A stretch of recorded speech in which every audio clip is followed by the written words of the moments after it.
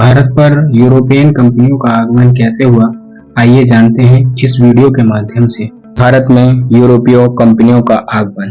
प्राचीन काल में यूरोप भारत के बीच व्यापार संबंध यूनानियों के साथ आरंभ हुए थे। यूनानियों के काल के समय में मध्यकाल में यूरोप भारत से व्यापार कई मार्गों से होता था।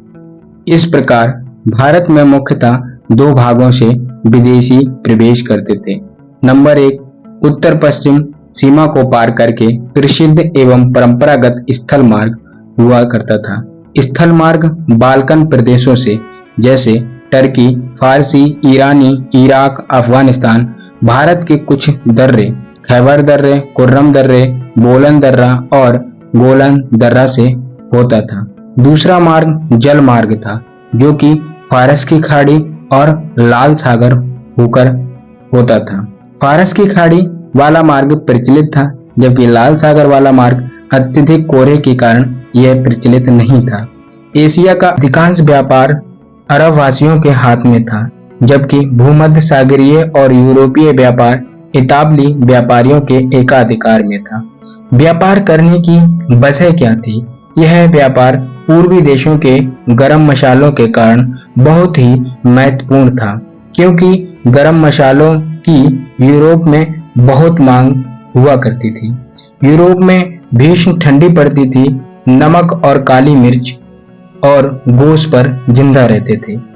यह व्यापार मार्ग 14वीं शताब्दी तक निरोधक चलते रहे, किंतु ज्यों-ज्यों 15वीं शताब्दी आती गई और अरबों का प्रसार प्रभाव और ज्यादा बढ़ता गया, इस तरीके से यह मार्ग और ज्यादा असुरक्षित होने लगा। एक जगह पड़ती है कुस्तुनतुनिया, दक्षिण एशिया पूर्व एशिया के बीच में पड़ती है।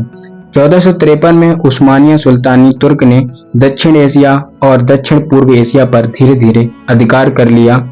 इस तरीके से कुस्तुनतुनिया को भी उसने जीत लिया। यूरोप के एशिया और पूर्वी देशों से व्यापार करने के स्थल मार्ग पर उनका कब्जा हो गया और इस तरह से मार्ग यूरोपीय व्यापारियों के लिए पूर्णतः बंद हो गया। तब यूरोप वासियों ने भारत आने के लिए जल मार्ग तलाशना शुरू किया। 15वीं शताब्दी के दौरान जहाजरानी निर्माण और नौ परिवहन विज्ञान में महान प्रगति हुई। यूरोप के पुनर्जागरण ने यूरोप के पश्चिमी यूरोप के लोगों में उद्गम की भावना पैदा की और इस तरीके से उन्होंने एक दिशा सूचक यंत्र का आविष्कार करा, जिसका नाम कुतुनुमा था।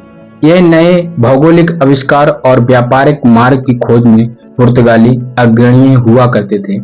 वहां के राजा प्रिंस हेनरी, जिनको द नेविगेटर भी कहा जाता है, इनके सतत प्रयासों से भौगोलिक खोजों का कार्य और ज्यादा आसान हो गया था। पुर्तगालियों का प्रमुख प्रतियोगी देश स्पेन था।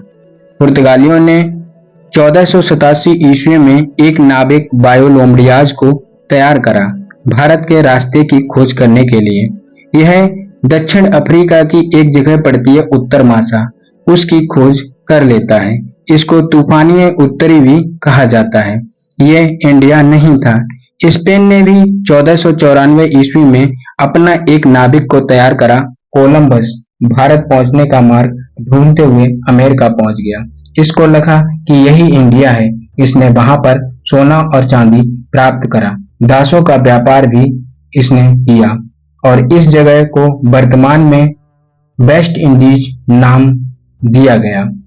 1497 ईस्वी में पुर्तगालियों ने दूसरा नाविक को अपने तैयार करा। उसका नाम वास्को ड गामा था। इसने उत्तर मासा जगह जो दक्षिण अफ्रीका में पड़ती है, उसका चक्कर काटकर भारत पहुंचने में सफलता प्राप्त की। ये कहानी आपको कैसी लगी कमेंट बॉक्स में जरूर बताएं। जय हिंद, जय भारत।